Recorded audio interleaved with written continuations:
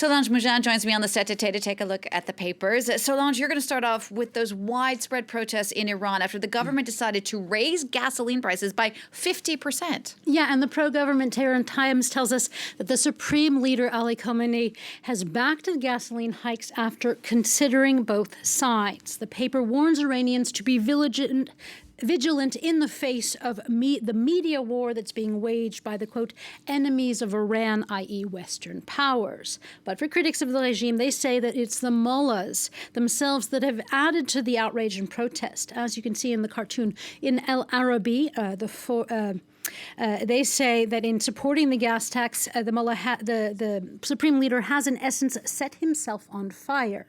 But for another pan-Arabic paper, Awsat, the Supreme Leader has been caught by surprise by the uprising, and he is feeling the heat or the smoke of the movement, which was sparked by the gas tax, but has long been simmering because of the Iranians are feeling the pinch of American-led sanctions.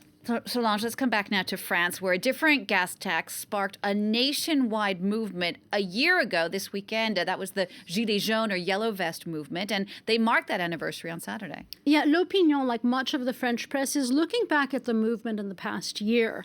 The economic paper wonders what's really changed for the French people economically in light of the 17 billion euros in measures that were promised by Emmanuel Macron. Now, for L'Humanité, not much has changed. The leftist paper says that even if the turnout of the first-year anniversary protests were far from as strong as the initial ones, that doesn't mean that the source of the anger of not being able to make ends meet is gone. The paper says that the turnout at the nationwide December 5th protests will likely show that that anger is still simmering and very much there in regard to the social and economic difficulties that people feel they're having in France. And that is a date to write down, December 5th. There are going to be a lot of protests in France that day. All right, let's stay in France. There was another protest that was organized this weekend in the region of Alsace.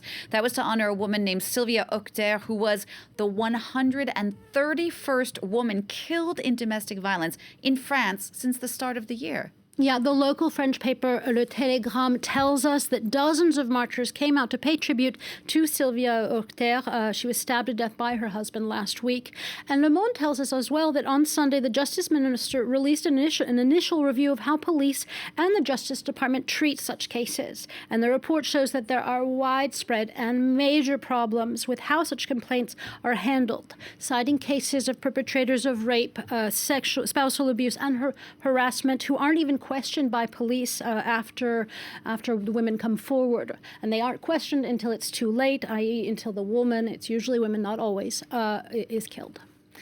Now, to the UK, something completely different. The British press is all abuzz about a tell-all interview on the BBC from Prince Andrew. That was Saturday night, where he spoke about his past friendship with convicted sex offender Jeffrey Epstein. Yeah, and the Queen's Son insists that, according to the Times, that the interview was a success.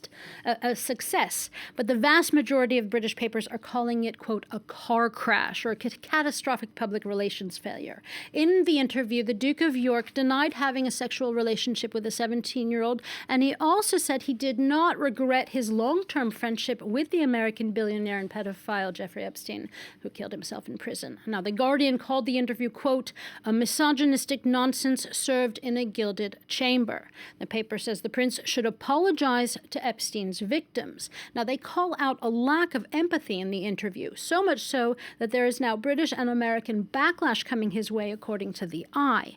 The Eye says the FBI now wants to interview Prince Andrew and possibly subpoena him if he were to travel to the United States. Now, the Queen allegedly didn't grant permission for this interview, but that uproar has nonetheless thrown Buckingham Palace into spin control mode. Yeah, they're dealing with the backlash now, and British cartoonists are having a field day with the scandal.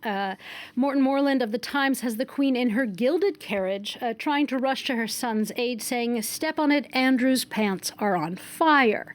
For Ben Jennings of The Guardian, the whole problem is with how out of touch the prince is, and the royal family are in general. In his cartoon, he has Andrew commiserating with the Eton-educated leader of the House of Commons, both of them saying, the common man has no common sense or honor when it comes to the convenience of staying at the home of a billionaire, even if he is a sex offender.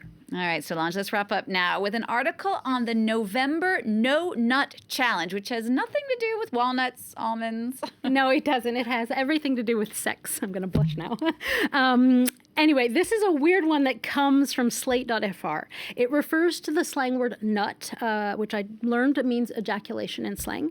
And Slate explains that the challenge, which was initially launched on Reddit, is to not ejaculate or orgasm for 30 days, or for the month of November. And Slate breaks down why people want to do this, or why they want to be abstinent for 30 days. For some, it's to be more performant, and Slate actually debunks the validity of that argument. And for others, No Nut November, or the no sex rule for a month, is to reassess their relationship to things like porn or to masturbation, or even to reassess why they need sex in their lives. Interesting. Thank you for that, Solange Moujon, with that look at the press review today. Don't forget, if you want a closer look at that, you can always check it out on our website. The address is france24.com.